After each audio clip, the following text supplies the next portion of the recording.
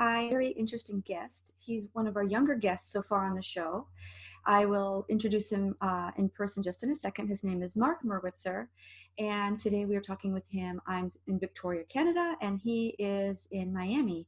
So let's bring him in and let's find out what this interesting young person has to share with us today. Hello, welcome, Mark Merwitzer. Hello, nice to be here. Thank you for joining us this morning. It's a little afternoon where you are in Miami. hmm And so far, you're our youngest person on the show, so that's very exciting for us. Wear that with a badge of honor. Great. And you've been doing many things in your life that I consider take a leadership role and a lot of clarity and maturity as well for a long time. And it seems like you're moving more like in the political, on more of a political path. Would you say that Mhm. that fits what's happening right now?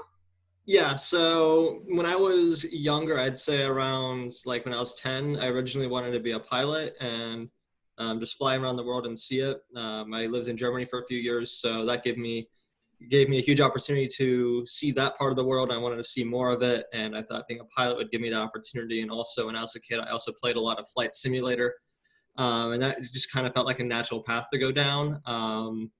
And I guess when I turned roughly, I guess it was 2015 was when I really started paying attention to politics. With the 2016 election, the primary for that election began in 2015 when you had Bernie Sanders versus Hillary Clinton and Donald Trump versus the entire Republican field. And I saw the first debate of that presidential primary back in August of 2015. And I realized that the country had a lot of challenges we were facing in just watching both of those presidential nomination primaries in those debates. And I wanted to make an impact in any way I can. So I got involved originally just in my local community. So just being a part of the Youth Community Involvement Board was the very first thing I did. I was appointed to it by the village mayor. I asked for the position because it was a newly created thing and he knew me and thought I'd be a good fit for it. I'm not sure why he thought that to this day, but I'm very grateful for the opportunity and it has definitely paid off.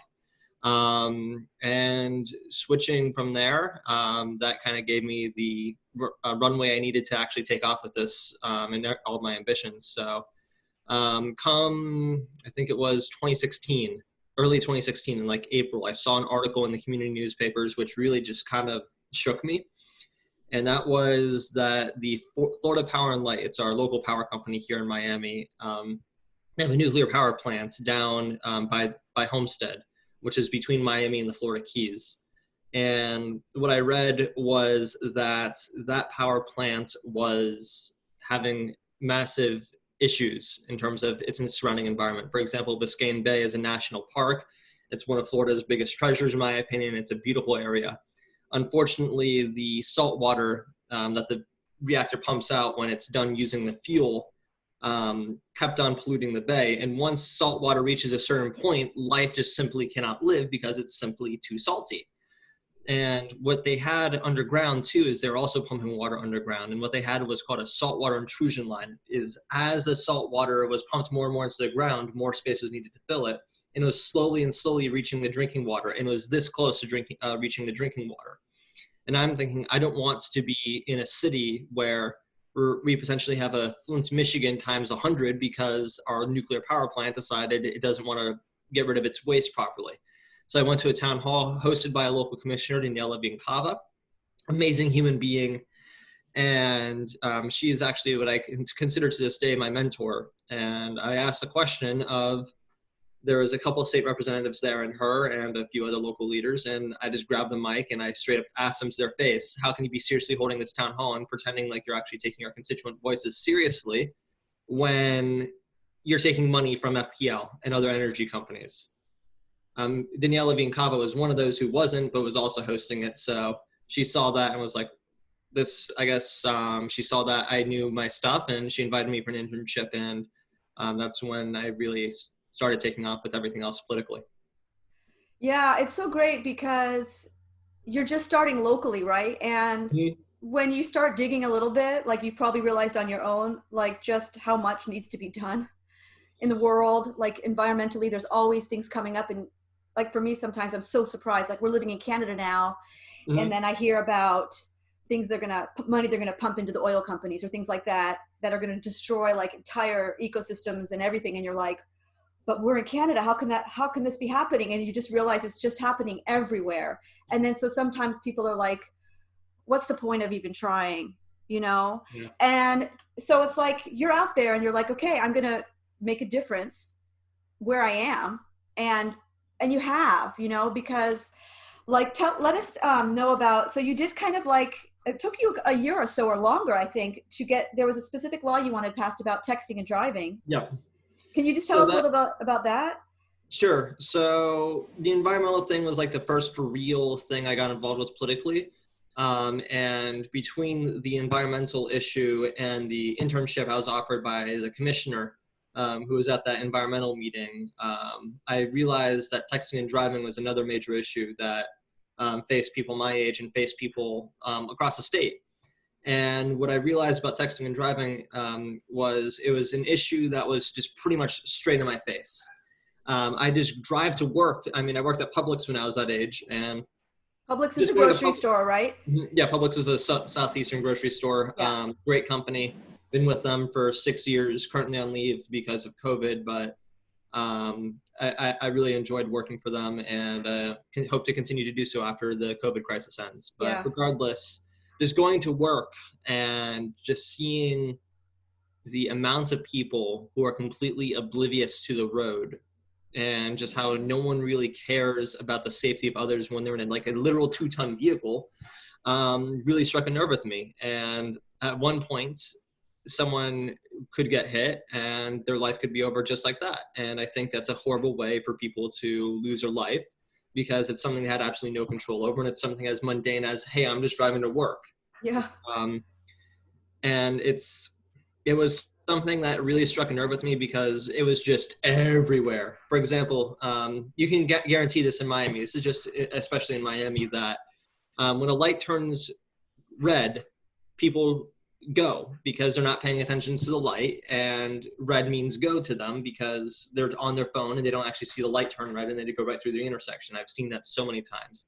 And green means stop, because when they're at the green light, they're still texting on their phone and they don't bother to look up at the light, and traffic behind them is blocked for at least 2 blocks behind them, and they're completely oblivious to everything that's happening around them. So we have the problem essentially caused such a bad issue that the traffic lights were, the meaning of traffic lights were actually literally inverted, where green means stop and red means go.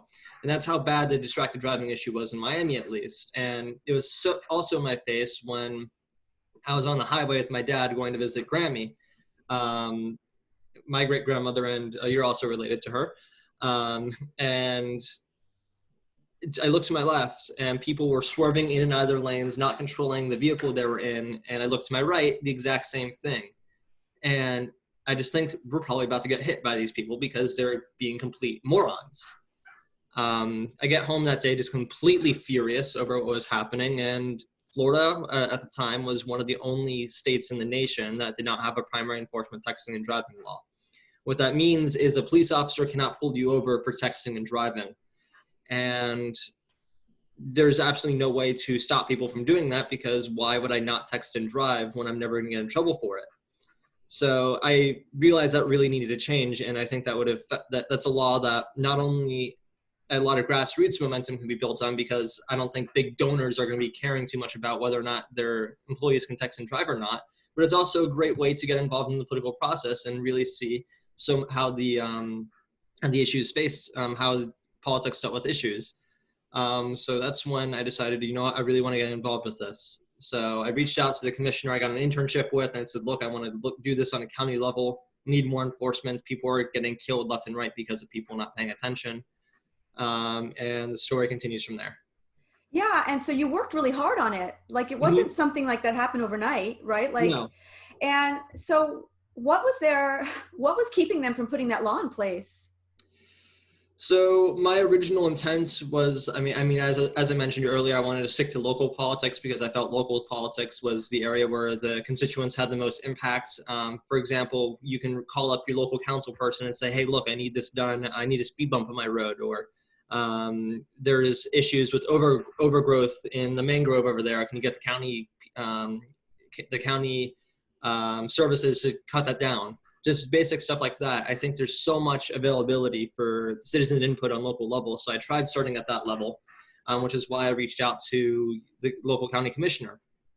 And what happened was she said, look, you can do the research for the texting and driving bill during your internship, and I'll be happy to support you in whatever way I can.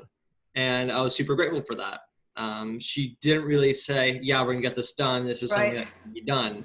But she said, look, I'll give you the opportunity to actually look into this, and I'll give you the opportunity to really get involved. And what she was really trying to tell me without actually like just flat out saying it is local governments in the state of Florida are preempted. And what that means is they have absolutely no authority to regulate or do anything about texting and driving. And only the state legislature has that authority. So at that point, I was kind of let down because I really wanted to just get it done in Miami because Miami was just huge in terms of how massive the issue is. But I realized that the state legislature would have to be the way to go. And I thought, you know what, fine, I'll just try and get it done in the state legislature then. So it was originally, that was my first huge setback, is just the letdown of I can't get this on a local level anymore. But it also gave me the opportunity to expand and impact everyone in the state of Florida rather than just my local community. So it was a blessing and a curse to have that regulation in place. And how hard was it for you to get into the state legislature and let them like listen to you? And I mean, how did you end up doing that and getting it done? So I think the state legislature, I have quite a few opinions on it. And I think that there is a lot of issues in terms of getting anything done in the state legislature, let alone Congress. And the reason why the state legislature, it is so hard to get anything done and just get in contact with these politicians is because a lot of them don't really give access to their constituents enough. You Yeah. might get a town hall or two where you can go and ask some questions, but at most you're probably going to get lip service and you're not going to get anything done. And the reason for that is, in my opinion, campaign finance reform and campaign finance issues. When you donate to a politician's campaign, you're more likely to get access to them, and you're more like that politician's more likely to be responsive to you because they need the money to be reelected. I'm not saying the vote buying is a thing, but what I am saying is that the politicians want to spend as much time giving access to people who can actually help them in the future. Yeah. It's basic human dynamics. Like if I scratch your back, you scratch mine, that kind of thing. But luckily, the same person who appointed me to the Youth Community Involvement Board was the mayor of Palmetto Bay. And what had happened was he knew this local state senator. He was running for re-election at the time. It was 2016, so it was a massive election happening. And I was able to call him. He just said, "Hey, here's your cell. Go ahead and call him. So, tell him I sent you." They also went to university together, and they've been good friends for a long time. So that was an instant foot in the door for me. I call him up and I go, "Hi, my name is Mark Merwitzer. I'm your constituent. Can you help me get texting and driving banned, please?" And he's like, "I'm in the middle of a campaign right now. Session doesn't, like the legislature doesn't actually start until December, and I can't help you anyway unless I'm actually in the legislature. Would you be able to help me out in the campaign?" Going back to what I just said earlier. Wow, he actually asked you that? Yeah. That's crazy. It was like, I need help. I'm about to have a massive election battle. I'll help you, but I need to get into office first. Can you please help me out? Wow, like just straightforward like that. There's like no. I mean, it wasn't like that blatant, but like that was Yeah. pretty much the message he sent me. Yeah. And like, that was just like the too long, like didn't like that was like the too long of the conversation. It was like the summary of what had happened. And so next month in November, I find myself supporting Miguel Diaz de la Portilla for state senate in my local state senate district. He's actually a Republican. I was a progressive Democrat at the time. So I found myself supporting the Republican to help myself get in and get this person to accomplish what needed to be done. So that was it was a fun experience, just kind of getting into the system that way. But unfortunately, he lost the seat to the Democrat who was running, who's also a good person in my opinion, and was also very qualified for the position. But at the end of the day, what needs to happen in politics is you need to be willing to sit down at the table and discuss what needs to be done with politicians. And that's what was like kind of the first lesson that kind of came to me, was I had to help this person in his fight, because if he lost, I would lose too. And he was my only in for the Florida legislature. Um, and the guy was also super moderate Republican too, so I didn't really have too much of an issue supporting him. He was a very good politician. He blocked a lot of gun legislation that would have been catastrophic for a lot of people. So he at least has somewhat of a track record I agreed with. Yeah. Um, but he lost the election again, and I sent him a text that night just saying, "Hey, I'm sorry you lost. Can you help me out still?" Yeah. Yeah. Um, Luckily, this is literally how it goes down. This is like how I think of the good old boy. Like I call it the good old boys club, because it kind of is with the state legislature. He invites me up to his office. His lawyer office building was like this beautiful, beautiful building in the middle of downtown Miami. And I went to school in downtown Miami, so I literally just went to school in a suit. And then right after, I went to meet with him in his massive building. And he sits down and he goes, "Thanks so much for your help. I really appreciate it. And like you seem to have your stuff together, so I'll be willing to still help you out. And this is a cause I care about. I genuinely cared about too, Oh, the way you cool. explained it to me. And I actually do care about this. And this is something that I care deeply about." So he sits down, and I kid you not, I've been trying for weeks to call up, like just call any sponsor for the legislation. So essentially what you need in any state legislature to get anything done is a bill sponsor. And what that person is essentially the person who's pushing to get it done in the legislature and who has the name behind the bill. And like no ordinary citizen can just go to the state legislature and say, "Hey, I want this bill done. Can you do it?" You have to go to a representative. The representative has to file the bill, and it has to go through a massive process to get it done, which is inherently political. So I've been trying to find what the sponsor for the bill for weeks, and I've had very little success. And what really just made me kind of laugh was I go up to the guy's office and I sit down with him, and he goes, he says, I can get you a sponsor right now." He pulls up his phone. He literally calls his friend who was in the state Senate at the time, Senator Garcia, a really good person, amazing human being, and probably one of the best Republicans in the legislature, which is saying a lot, because I mean most of them are pretty bad, but this person was really good in my opinion.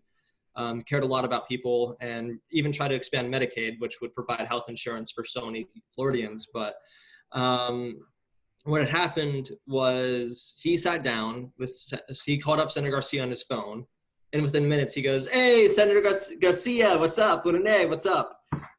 He goes, "I got a young man, Mark Merwitzer. He helps me out a lot of my campaign. He's a really good person. He really helps me with this, and he also has a very good issue that he's trying to push in the state legislature. Would you be interested in sponsoring a texting and driving bill?" He's like, yeah, anything for you, Miguel."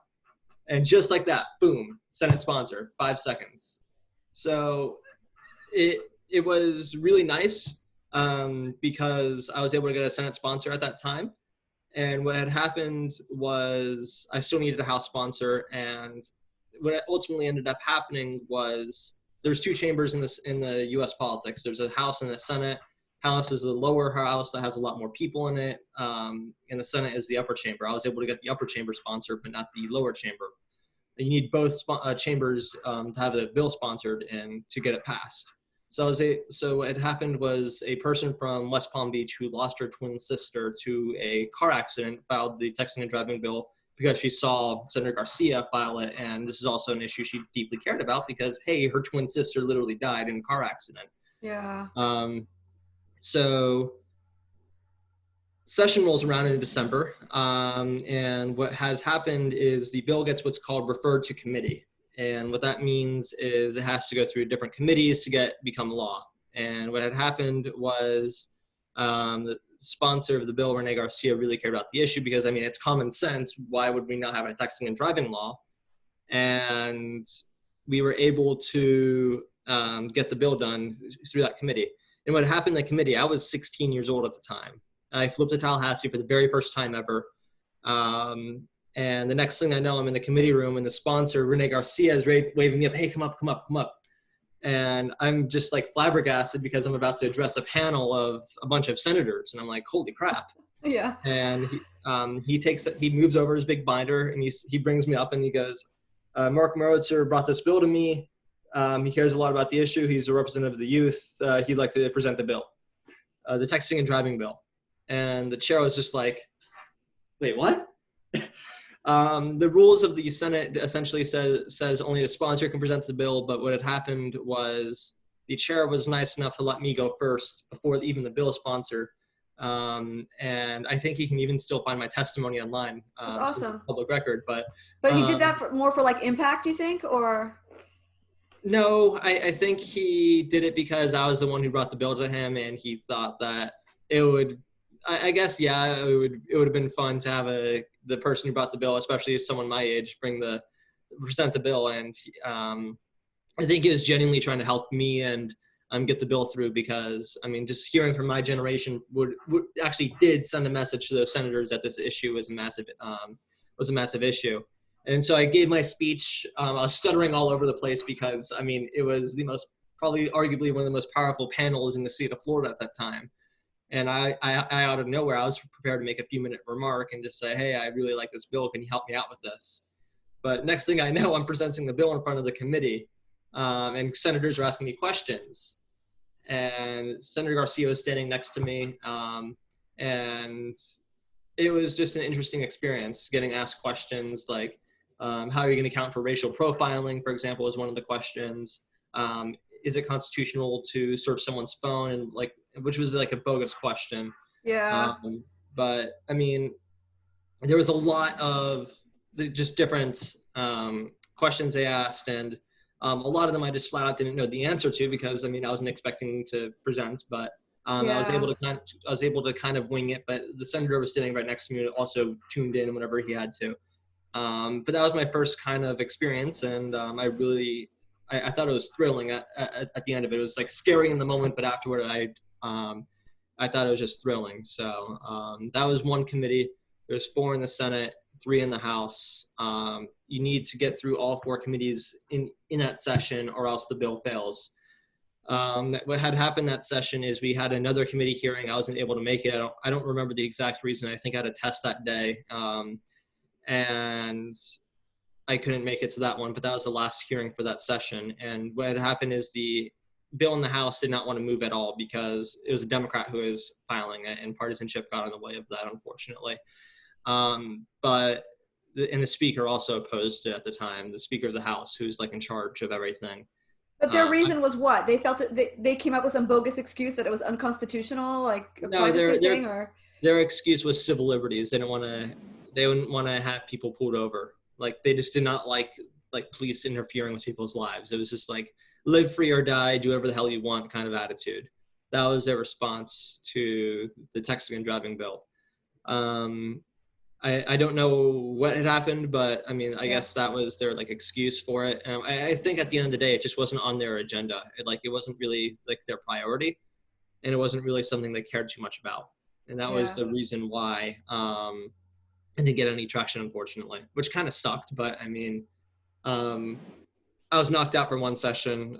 Wasn't the end of the world, because I mean, those people in Tallahassee get termed out. My mentality was, those people in Tallahassee get termed out. They have term limits. They're gone in 8 years at the most. The person who was speaker is gone within a year or two. And that's just the nature of everything. So I thought, I can wait till next session. I'll try again. And I did. And it took 3 sessions to actually get it done. And it was in 2019 that they finally did it, after going in 2016, 17, and 18. So. Yeah, bravo. And so it was passed all over Florida then? Yes. Yeah, that's amazing. And that was the only state that didn't have it in place? It was one of 2. Okay, that's the other crazy. one was Arizona. Okay. And when I first started, it was one of 3. Then there was, in Texas was the 3rd one. And what had happened in Texas, which kind of pissed me off, it took this to happen for them to actually pass this law, is a church bus filled with seniors Uh, was going down a highway. Someone texting and driving hit the church bus, flipped it over, killed everyone inside the church bus filled with seniors. And it made really? national headlines. And the media just scolded, absolutely scolded Texas for their texting and driving law, the fact that like no one really paid attention to this issue in Texas. And then right in front of us, a church bus filled with 20 people got killed because of someone texting and driving. And the next session, they passed the law. And at that point, I was kind of upset that I'm thinking to myself, it's going to take another church bus to happen in Florida for this to happen. Luckily, it didn't because of the work I did and a bunch of other people who joined me did. Yeah. Um, but during that session, I think the biggest thing that happened was it got the attention of a lot of people. The Miami Herald picked me up and said, hey, this kid just presented a bill in front of the committee, go interview him. And what had happened is the press coverage was great and all. I really appreciate my name going out there. But the most important thing that had happened with that Miami Herald press coverage is a mom who had lost her son to distracted driving saw the article in the paper and reached out to me. And she wanted to get involved.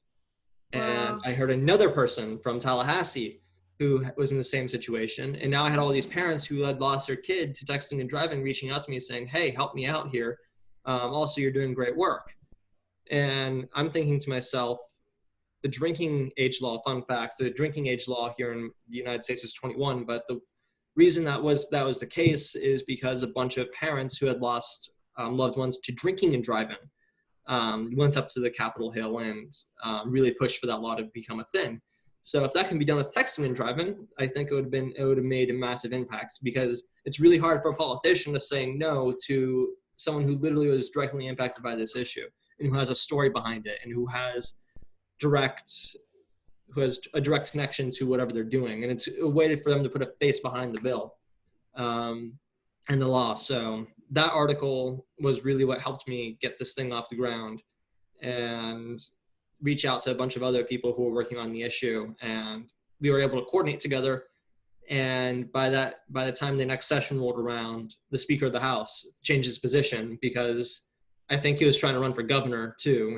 And he saw how popular the issue was and how you can come up there and say, I'm helping out all these parents who had lost loved ones, get this done. So that was really what started moving it, is how everyone came together and decided enough is enough. We're going to take this on.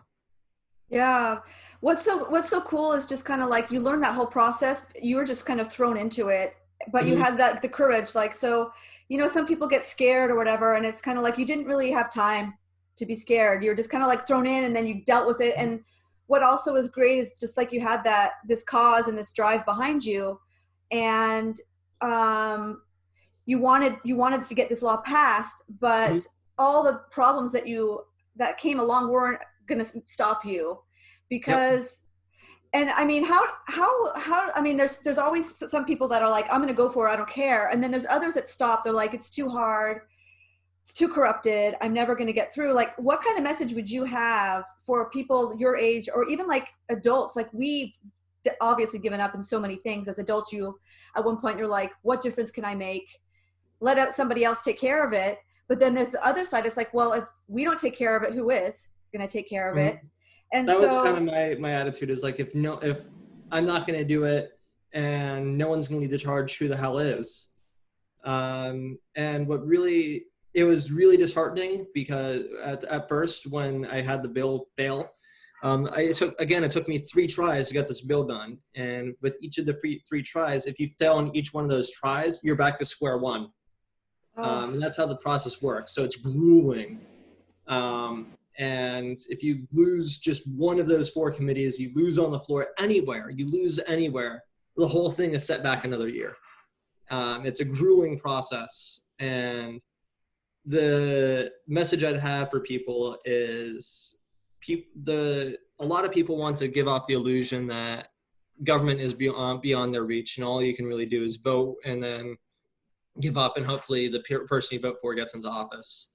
And what I'd say is civic engagement is much more than just voting or getting in, like, or just basically doing anything really. What it really involves is getting in, essentially reaching out to your local elected official voicing your concerns, and whenever you actually have an issue, reach out to them and be persistent as hell.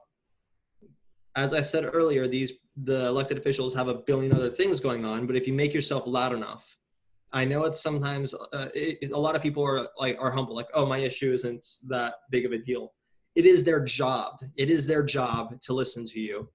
So keep calling them, keep being on their butt about whatever issue you have, Yeah. and don't give up, because the second you give up, it's the reason why our system is so corrupted, is because people sit on their hands so much and don't get involved. And the only people who actually do pay attention are the people with the influence. And if that were to change, that would be a massive step in the right direction. And that's why I strongly think that you need to get involved as much as you possibly can in government, because it's a way to counter the special influence that I saw. And what I mentioned earlier with the whole good old boys club of calling up a senator on your phone, you can actually get to that level. It's very doable. Go to all the events you can. Go to all the political town halls you can. Be as nice as you possibly can to whatever the politicians are. And just the whole biggest piece of advice I have for anyone talking to any politician is to hold on. My other grandma's calling me. The biggest piece of advice I'd have is it's more about listening and hearing. This goes both ways. Listen to the person you're talking to, who's the elected official, and sit at the table with them and work with them. And that's the biggest thing, is people, especially in our political climate these days, have this attitude of my way or the highway. I'm going to get everything I want all at once, or I'm not participating at all. I'm going to do absolutely nothing. I had people who were parents who really wanted to distract the driving bill full on hands free, and at that point it wasn't politically doable because we weren't even a texting and driving state. We had to take a step in the right direction first to get people used to the texting and driving first, and move in that direction. And they learned that lesson too, that we need to listen, and we need to, as much as we possibly can, um, get involved and make your voice heard so they listen to you, but most importantly, also listen to them. And if you don't like what they're saying, you have every right to go out and campaign and get someone else in office who's going to listen to you. And that's what I think is the biggest thing at the end of the day, is really try and listen to everyone around you. And that's what really makes people stand out in any crowd, is that it's not the loudest person in the room, it's the person who's most willing to listen. And that's what I realized the most too, as I was going through this. An example of that is just working with the bill sponsors, and actually trying to get language through, and just saying, hey, I asked them, what do I need to do to get a bill heard in committee? My idea was to start a massive protest in front of their office because the person was blocking the bill, and really just get them, like, shame them. And they said, no, let's be more diplomatic about it and just try and get them to come around. And I'm going to try and reach out to the speaker, and I want you to do that too, and put pressure on this person behind the scenes without actually shaming them. Because in politics, once you burn a bridge, it's burned. So it's an intricate game, honestly, but it's a lot of people don't have the stomach for it. And that's what really is a massive issue. Is it is a system that requires you to make compromises that you don't know you're willing to make. And that's what it really is. You have to be able to make compromise. Yeah. And so now, like, you're studying political science, right? Mm-hmm. Yeah. And so what is your, like, not goal, but like your mission or your objective? Like, where do you want to be, or where would you ideally like to see yourself in the next, Mm-hmm. like, 10 years? I'd either like to work for a elected official in essentially in being their right-hand man, draft legislation, um, do things on their behalf in terms of getting their bills done, doing a lot of the behind-the-scenes work. That the staff in politics, a lot of people say, "Oh, I'm never going to speak to the person themselves. This person doesn't really care." I am telling you right now, the staff helping the congressman or representative, those are the people who do all the work. Those are the people who really do the legwork in the Capitol. And I want to be a part of that because it's a rewarding job, in my opinion, and you make a change in the state. But Yeah. at some point, I do, whether it's right out of college or just whenever I possibly can, I do want to run for office for something. I haven't decided what it is yet. Yeah. And my experience kind of tells me I don't want to run for a state house because state house, it's very hard to get much done in state house. But in the state senate or in the local county jurisdiction, you can get a lot of things done and really serve. And that's the job. That's what I'm hoping to do at the end of the day is give the voice to the people who don't exactly have, like, to give the voice to the person who doesn't have the cell number of the Yeah. politician. So if I Give understand, yeah, if I understand correctly, it's kind of like middleman in the way that you would be the person out there listening to real citizens and their concerns, and then find a way. Like if you believe in their cause, it's practical, it's logical. Like this is Mhm. something like not even it's like a no-brainer. How would you? Am I? So what I'm saying is, I feel like you would take all that and then try to persuade or convince or come up with data or whatever you need to tell the person above you, like, okay, this is what needs to be done. Like you feel, is Yes. that what you want to do? Yeah. So like that seems to be Mhm. the or most, or be the person above and just like do most of that work myself. Just really listen to as many people as I possibly can, and that's what politics is, and that's what we don't have enough of these days. It's yeah, the ultimate lesson. We have a lot of talking and a lot of just saying this side over here is just straight up evil. They don't care about this thing or they don't care about this issue.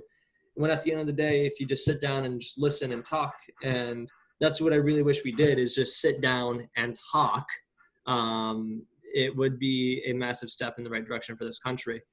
And that's what we really need in politics is someone who's willing to listen and who's willing to get things done to the best they possibly can from the experience they have listened to. And that's my goal at the end of the day is be that person who can listen to as many people as possible and push what they really need done. yeah. Um, So and when what you like, yeah, so I was just thinking like, so you're doing your university studies and all of this, and when you're in class and stuff, do you feel like the professors know what they're talking about? Like, have they gone out there and done that stuff, or is it more like theory that they're throwing at you, and you're sitting there thinking, I already have this some experience here, like I know how it works. Mhm. Like, do you have professors that you're like, wow, I'm learning so much, or Yes. you do okay, great, So some of the professors, a lot of it is academia, and a lot of it is just theory and everything. But that theory can really be applied to your day-to-day activity. And that's what really it comes down to. You can have all the knowledge in the world you want, and that's what separates a lot of people, in my opinion. You can have all the knowledge in the world you want. You can know all the theory. You can know all of the like how this works here, like how what this interest group does with this politician, this will happen. You can know all of that you want, but actually doing something with it is, I think, the biggest thing that a lot of people, and actually applying it and actually knowing it is what I think separates a lot. So I'm not yeah, saying that to say because I'm patting myself on the back for having all the experience I have and everything, but I'm saying that because it's with any profession. You yeah, can you can read a manual on fixing a car all you want, but you're not actually gonna be able to fix a car until you at least get your hands dirty with it. yeah, Um, and that's with anything really. It's yeah, a skill, definitely, and that's what politics is, and it's a skill, and it's something that involves a lot of listening. And that's why I think that the theories that I'm taught in class are valuable in the sense that I can kind of guess what's going to happen next or what's going to happen if I do this. At the end of the day, the biggest thing you can possibly do is um, keep that in mind and just keep listening to people and doing what you need to do. And that's what I think needs to be done in politics. And but with professors, I had the very first year of senior of freshman of college, I took a interest group politics class, and I was literally working with interest groups. So I kind of knew how they work because of that, for example. So that was really helpful, and I was able to get a lot of on the ground experience with that. And I'll be honest about that class. I didn't do any of the reading, and I still got a good grade in it. And that was mainly because I had all that experience, and I kind of knew, like, hey, this is how what's going to happen. This is what's going to happen with this group because I just know how they behave. Yeah. And so now, like, as an older generation, like older than your generation, I kind of feel pessimistic sometimes, you know, and can you kind of help us feel a little more optimistic? Like, as far as your group, your generation, do you find that the others studying political science with you, or the others that you come in contact with during certain activities, or do you find that there are a lot of like-minded people like you that want to make a difference in a practical, honest way? Yeah. And that's something that's great about this generation is I'm not the only person who's realized that you really need to get involved in politics. You really need to listen to people. You really need to just get your hands dirty as much as possible and really get out there. There's kids at the University of Florida, my school, who are involved in the Marjorie Stoneman Douglas shooting, who are now pushing for extremely strong gun control laws, who I praise left and right. And some of them are even in my class. And there's so many people who have that experience. And I think that my school has a ton of political science people, and there's so many people out there who aren't in political science who still want to make a difference. And that's something that is something to be optimistic about. Is this generation is the most hands-on generation, and is the most pedal to the metal generation in terms of trying to get things done that I've seen, at least in my view. These still don't vote for some reason, which kind of disappoints me. But the people who are engaged are really engaged, and those who aren't are just not. So that's what I'd say about this generation is the people who are actually engaged in my generation are strongly engaged, are strongly trying to make change happen, and are very passionate about everything they talk about. Yeah. I And find, like, you know, there's so many inspiring, like, young, like Greta out there for the environment and mhm, climate and all this stuff. Like, and part of me, like, everyone admires her. Well, most people admire her so much. And then sometimes you hear her say, like, how dare you, you adults, how dare you let this be on our backs now, on our shoulders, our responsibility. Why hasn't anyone done mhm, anything? And I feel like it kind of goes back to what you said earlier about it took a bus of senior citizens dying for this to pass, even though you could have said, this is dangerous. We don't need to have something catastrophic happen, right? And it seems so often humans, our experience, or maybe it's caught up in politics, that even like with the COVID happening, now you're seeing all the weaknesses in the economy and health and all these things that we've known it forever, right? But it's like, we're not going to do anything until it's so catastrophic that we have no chance. You're going to be forced to change because it's so in your face. Like, is there a way do you feel there's a way to get changes made before it turns into something catastrophic? um, I mean, on a political level, I just don't know. It would involve electing the right people who care about the future. It would involve a massive grassroots movement to really get things done. For example, it's climate change, um, which we're already seeing steps in the right direction for that. And it would involve just so much. And the reason why we react like that and we're reactive this is just my personal opinion. This Yeah. isn't gospel. This is literally just my opinion. We have a limited supply of resources, and we have a finite amount of time. We have a finite amount of things we can possibly do. And what we have a tendency to do, I think it's within our nature. We care about the things that are directly in front of us and are Exactly. directly like just straight up in our face. And that's something that does worry me about climate change, but we're slowly waking up to that fact that we need to be more proactive about it. But I think it's just within our nature that we only care about the things that are directly in our face. It's kind of like, oh, I have that basket of dirty laundry over there. I don't want to do it until I absolutely have to. That's the kind of nature we all have. And I do wish we were more proactive, but I think that with the finite resources we have, our tendency is to try and get as much as we can with what we're facing right now. And that's, I think, was a reasoning I don't agree with it behind getting rid of the pandemic response team with the Trump administration. It was a reason why we're not paying serious attention about climate change, at least in Congress. And it's because it's not an issue that's right in our face. I think Yeah. when sea level starts to rise and people are losing their homes, that's when we're really, really going to be seeing action on it. But and I think it's just when they're within our nature um, that we focus on what's in front of us. But I mean, to be hopeful, I would say that we're slowly moving away from that mentality.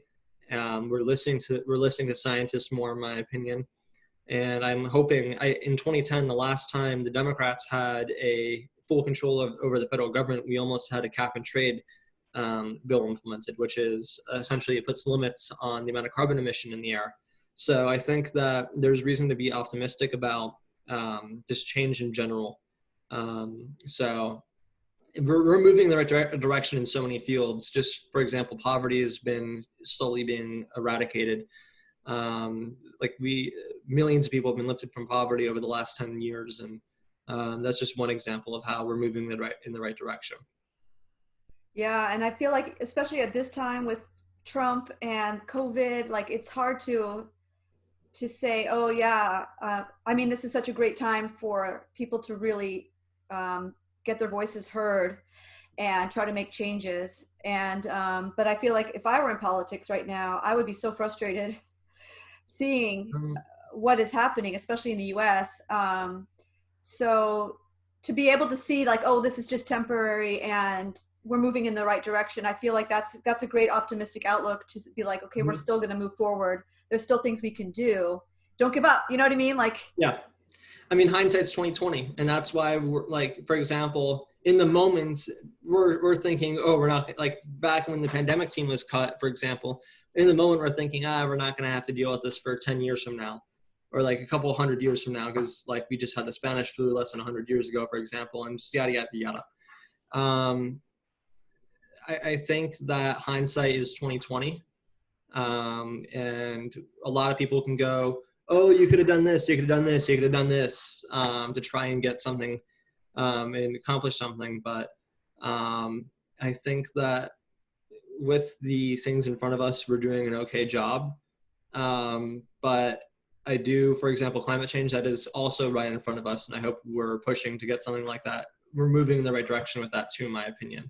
yeah, But I mean, that's just how we are. We focus on the things directly in front of us, and that's just my opinion on it. And a lot of people can disagree, but I mean, that's just how I think about yeah. how politics are dealt with. I think it's yeah. I don't know if anyone can argue with that. It seems like something so evident, right? But yeah, this is great. I'm excited that you're out there doing all these things and that you have this go-getter type thing, but still realistic and very down to earth. And I feel like hopefully a lot of people watch this show, and hopefully younger people will watch it as well, so that they also feel like, wow, yeah, I can make a difference. And even if it's not easy, what I want to do is important, and I Mhm. have to find that way and do it anyways. You know what I mean? Because anything that we really believe in is going to there is a slight struggle that's going to be there. We have to move forward either way. Giving up's not going to help ourselves or anybody around us, so I mean, my attitude with this is, if it was easy, it would have already been done. yeah, I mean, someone else could have done it, like if it was that easy. So that's with anything really. You have to understand that anything worth doing is going to slap you in the face a few times. You're going to fail in whatever you're going to do at first. You're going to have challenges. You're going to go up in front of a committee and absolutely stutter every other word that comes out of your mouth, because you weren't really familiar with what was going on. I mean, you're going to fall a bunch. It's something that's absolutely natural in a lot of what we do. But what separates a lot of people is the willingness to continue, the willingness to realize to have the hindsight and say, okay, this is what I did wrong. Having the humility to accept that, yes, this is what I did wrong and this is what I need to fix, and be able to move forward. And that's what I yeah, think is the biggest thing, that was what so many people had in getting this texting and driving bill done. Is I wasn't the only one with the ability to look back and say this is what needed to be done, but a lot of other people were able to do that. And the fact that all of us, once we failed a couple of times, we were able to think, okay, this is what we need to do to get it done the third time, for example. And no matter how many times it takes, I mean, you're Yeah. not going to get something, like the harder something is to get done, for example, the more you're likely to constantly fail at it. Because again, if it was just that easy to just get something done, anyone could do it. And it's not worth doing, in my opinion, if anyone else can do it. And that's just the nature of challenges. Yeah, and Um, it's our way of growing as well, because when you learn from something you did, and it's not even that you did it wrong, it's just that you had no other way. That was the only way you knew at the time. And now you learn from that experience and you're like, oh, next time I know I'm going to do it this way. And so you build and build until you become like an expert at what you do, because you mhm. just get so much experience and you learn so much from the wrong way or a mistake or whatever, because you look at it, you're not afraid to look at it, then you're stronger each time you go back, right? Like you just, Exactly. and that's so important, just to like realize like, wow, I'm getting stronger, I'm getting more knowledgeable, I'm figuring stuff out. And so all of that's the process that people need to be willing to take, especially like people that are impatient or perfectionists. That's scary because they want to get it right the first time. They don't want to get up there and stutter. You know what I mean? Like, because then they go home and they think like, oh, I suck. Like I'm never doing it again. Right. But it's like, don't expect to be, it to ever be perfect, you know, like, Especially with perfectionism in politics. I mean, you're never going to have perfect anything because we're not perfect. We're not a perfect species, in my opinion. We're not a perfect like anything, in my opinion. No one's perfect at literally anything. right. There are people who know a lot more about politics than I do, for example, but I'm willing to constantly learn and learn and learn, and that's what the beauty of it is you have that ability to learn, and that's part of the process, is embracing the imperfection and moving forward with it, acknowledging it, and learning from it. And that's what I think is the most valuable thing that we can do. Absolutely. And even like the, on the path you're at, it's like you're learning how to talk and listen to certain people, and everyone has their own personality. So it's like sometimes you're up against a personality that you've never ever dealt with before. So that's like Mhm. challenging. And then afterwards, you're like, oh, I think I figured out the best way to talk to this type of person or listen to this type of person. So, like you said earlier, if people are listening more, then there's more communication able to happen because you're taking a real interest in how that person thinks and works. And then there's more of a connection when you talk to these people. And when people feel listened to, they're more likely to feel some kind of friendship or some kind of connection and want to help, right? Mhm. Whereas if it's just like a conflict all the time and there's no communication, no connection, then that person has like, still wants to push you away, basically, you know? Yeah, exactly. And that's with anything, really. That's with any kind of relationship. That's with any kind of business dealings. That's with any kind of policy. It's with any kind of like doing anything in politics. You're dealing with people who come from different backgrounds of all kinds. I mean, in Yeah. Tallahassee, for example, we had real estate brokers, we had architects, we had police officers, and you're never. And what I'd say is you're dealing with a lot of different personalities. You're dealing with a lot of different people, and what I think needs to happen is a lot of people have assumptions about certain kind of people. There's a lot of assumptions out there about certain kind of occupations. There's a lot of assumptions about X, Y, and Z. Yeah. And when you just approach someone and just drop all assumptions and just let them talk, I think that you have a much better understanding of them, and that it makes you much more valuable. Yeah. It makes you much more valuable as a human being.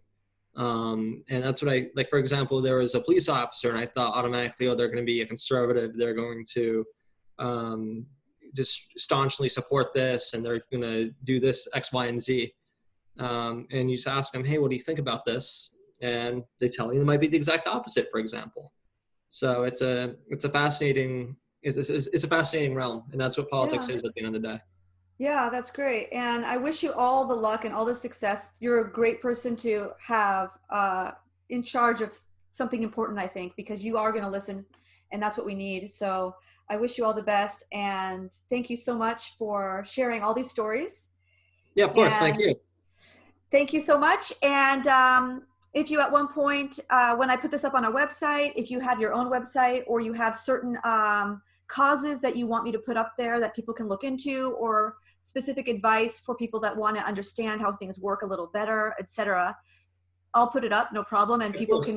can keep staying aware of certain things going on, and that way they can feel that there's something they can do if they want to. Of course, and thank you very much, and good luck with the show. Thank you so much. Have a good Have a one. good day. You too. Bye.